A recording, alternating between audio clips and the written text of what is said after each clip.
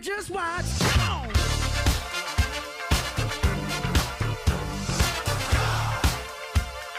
Don't believe me, just watch.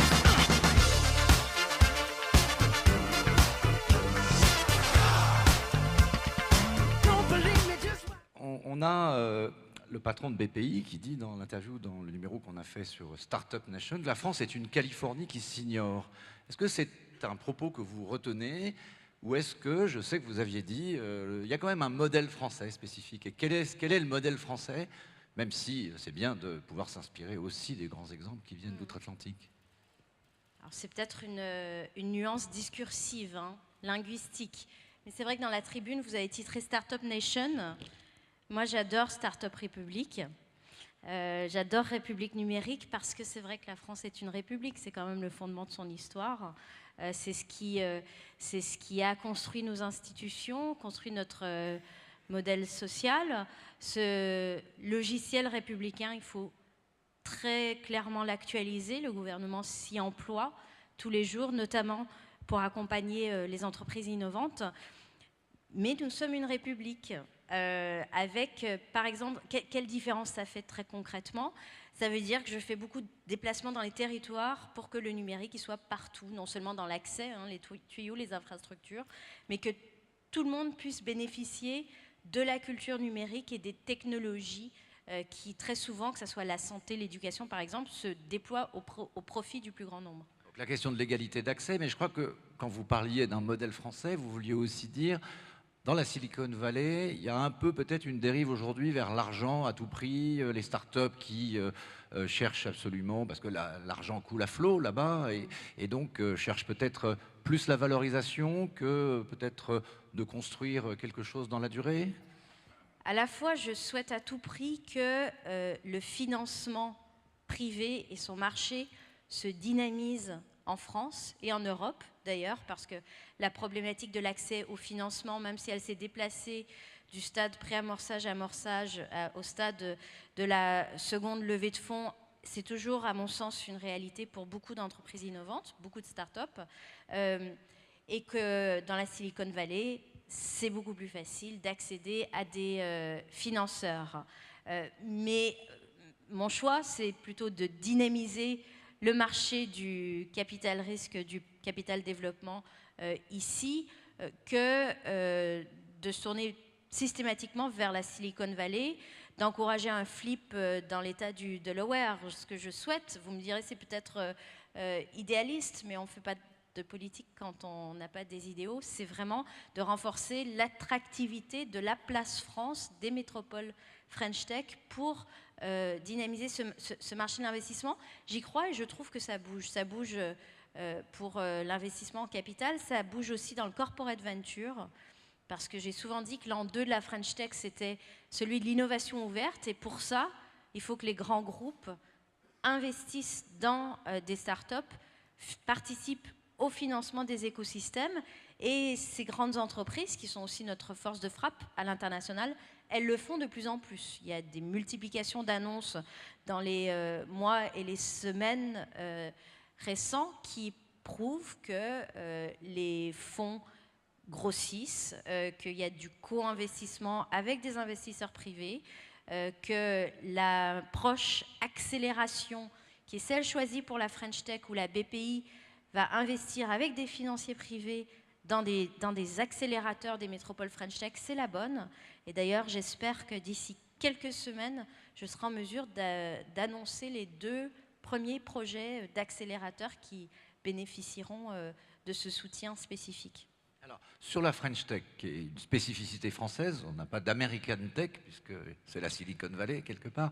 On a besoin de ce label pour faire effectivement la promotion, et on l'a dit tout au long de la soirée, il y a vraiment de très très belles réussites, très très belles entreprises en France qui méritent d'être mieux connues pour ça que le terme anglo-saxon, Startup Nation, French Tech, c'est le gouvernement qui l'a choisi. Donc il y a quand même une volonté de faire de la promotion et de se féliciter de nos succès à l'international. Cette French Tech, est-ce qu'elle va grandir? Est-ce que d'autres villes qui sont candidates, qui n'ont pas été retenues, vont être retenues? Et deuxièmement, vous l'avez un petit peu esquissé, quelles vont être les premières réalisations? À quel rythme les fameux 200 millions d'euros qui sont promis à cette French Tech vont-ils être dépensés? Parce qu'il faut aller vite aujourd'hui, on sent qu'il y a une accélération. Tout à fait. Tout l'enjeu consiste à garder l'excellence du label, à ne pas diluer cette excellence, mais à ce qu'il soit inclusif. Et donc là, d'ici la fin du mois, les métropoles qui ont été labellisées vont nous présenter au ministère de l'économie leur bilan à 1 an. La prochaine étape, c'est en juin, dernière phase de labellisation des dossiers en cours. Ils sont en cours d'instruction par la mission French Tech en ce moment. Et puis, à l'automne prochain, on fêtera les 1 an des labellisations et on fera un bilan des premiers mois des nouvelles métropoles labellisées. Le but, c'est de créer un réseau national. C'est de fédérer tous les acteurs des écosystèmes innovants locaux pour qu'ils aient le réflexe de se tourner vers des investisseurs potentiels, vers des partenaires potentiels et qui partent ensemble à l'international pour répondre à des appels d'offres.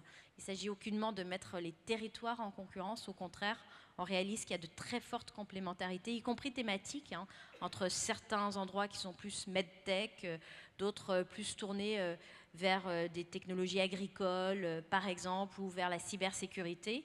Et donc l'idée, c'est vraiment de faire émerger des territoires puissants, innovants, mis en réseau, parce que l'approche, c'est l'écosystème. Ce qui compte aujourd'hui, ce n'est pas le niveau institutionnel, ce n'est pas une entreprise seule, c'est la capacité de l'ensemble des acteurs, des entités impliquées, c'est-à-dire des entrepreneurs, des startups, des ETI, des grands groupes, des instituts de recherche, des universités, des écoles d'ingénieurs, de commerce, des administrations locales, centrales, des élus, à se fédérer autour de ce mot d'ordre qui est l'innovation.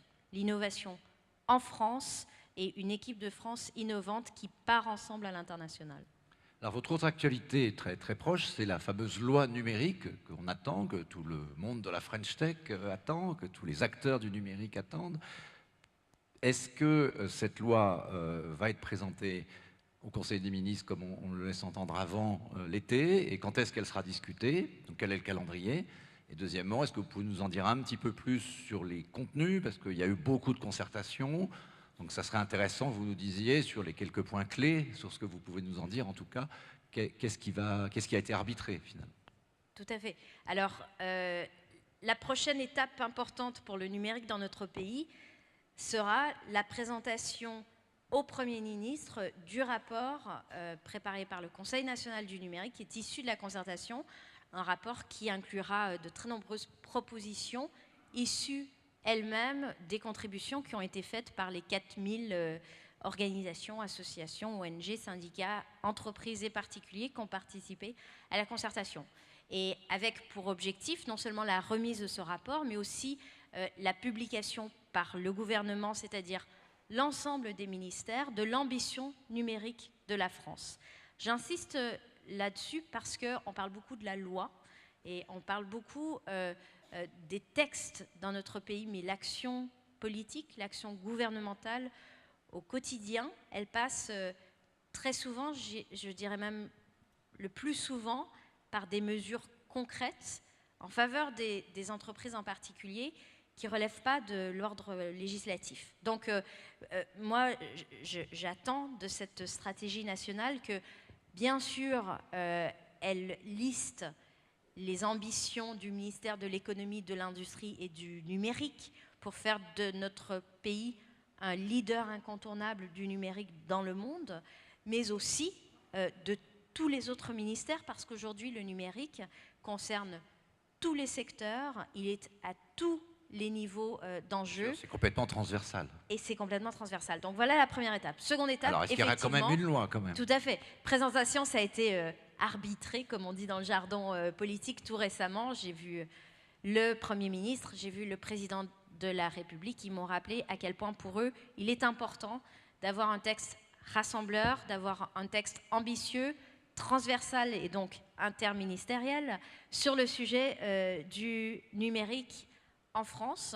Le calendrier, c'est a priori on met toujours des pincettes parce que rien n'est plus incertain qu'un calendrier politique et législatif. A priori, une présentation au Conseil des ministres en juin ou en juillet pour un examen à l'Assemblée nationale en première lecture, en tout cas avant la fin de l'année et j'espère au mois de septembre. Qu'est-ce qu'il y aura dans ce texte ?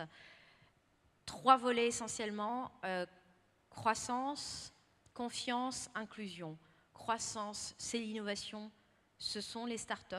On y mettra les mesures qui sont législatives, qui peuvent continuer à aider l'innovation en France. La confiance, c'est beaucoup autour des données, l'open data, qui pourrait aller aussi dans la croissance et qui pourrait aller aussi dans l'inclusion d'ailleurs.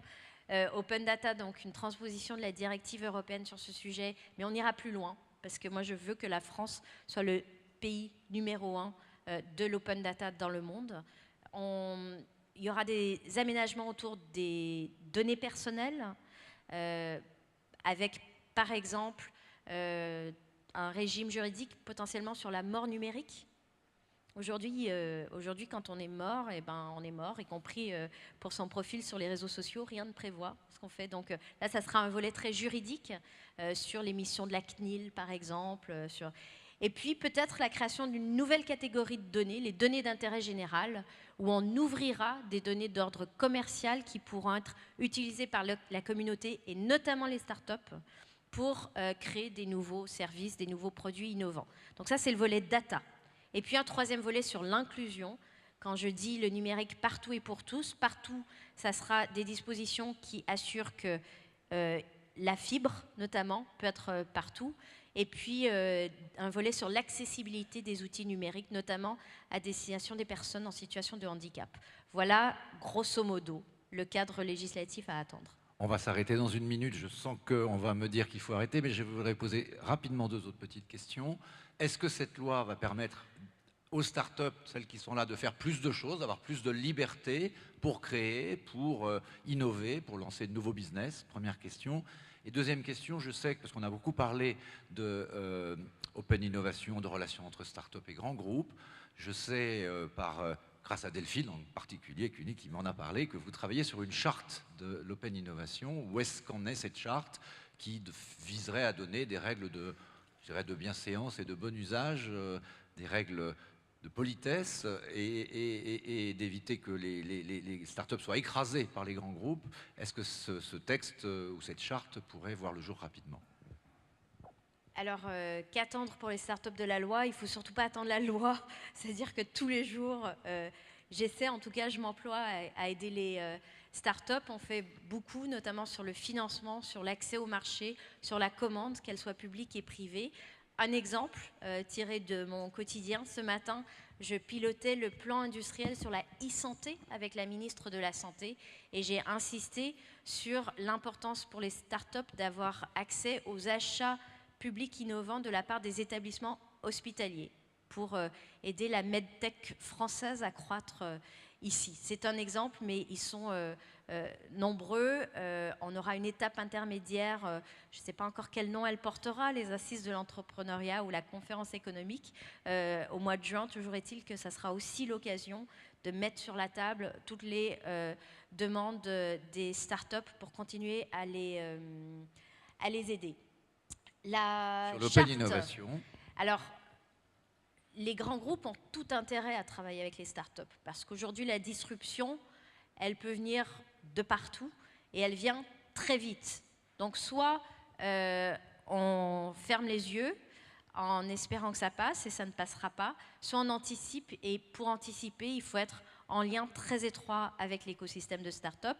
C'est donc du gagnant-gagnant, la relation grand groupe start-up, ce qui fait qu'effectivement, je reçois tous les patrons des grandes entreprises françaises pour scanner avec eux la stratégie numérique de leur groupe, pour voir comment on peut aller plus loin encore en matière de financement des startups, d'implication dans des accélérateurs, de spin-off en interne, de formation continue pour les salariés, de partenariats pour répondre à des appels d'offres, d'accords sur la propriété intellectuelle, etc., etc. La dimension grand groupe startup, elle est très multifacette et ça pourrait résulter dans l'écriture d'un document qui ne se veut pas contraignant, c'est vraiment un échange des meilleures pratiques qu'on constate dans tous les secteurs, pas que numérique au sens strict du terme, hein. Ça peut être l'énergie, ça peut être les transports, ça peut être le bâtiment. Aujourd'hui, comment les grands groupes, grâce aux startups, peuvent faire face et tirer parti de la transition numérique du pays. Pour moi, c'est un enjeu absolument majeur, c'est celui de l'industrialisation numérique des grands groupes, et ça doit aussi reposer sur les ETI, les entreprises de taille intermédiaire et les PME. Donc c'est un chantier que nous avons lancé avec Emmanuel Macron. C'est un chantier de longue haleine, de long terme, mais on s'y emploie et avec des engagements de la part des grands groupes qui seront mieux connus d'ici la fin de l'année. Merci beaucoup Axel Lemaire. J'espère que ça fait 2 fois, vous reviendrez une 3e fois, sans même peut-être attendre l'année prochaine. Et on parlera de la République des jeunes pousses, donc en français dans le texte, et non pas des Startup Nation, si j'ai bien compris. Vous avez tout Merci compris. à vous. Merci. Merci.